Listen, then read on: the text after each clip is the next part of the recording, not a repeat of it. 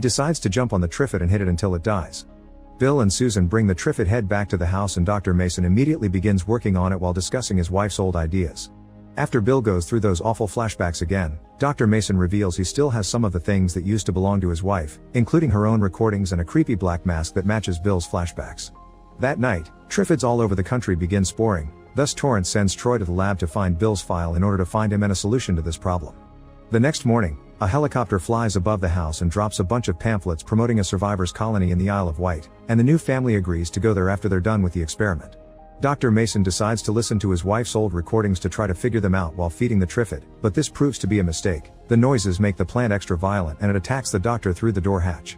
Bill hears all the screaming and rushes to the lab, where he turns off the tape before shooting the plant. Unfortunately, it's too late. Dr. Mason had been stung already and he dies of the venom.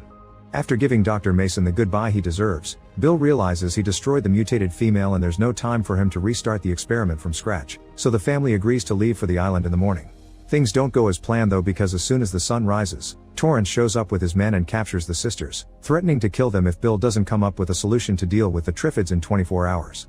The family is locked up together, but no matter how much Bill thinks, there's no solution to the experiment, thus their priority must be to escape.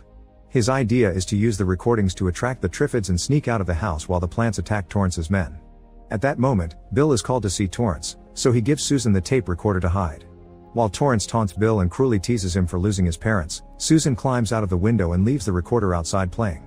When night falls, the Trifids arrive at the area, approaching the house easily because the wired fence had been turned off by Torrance.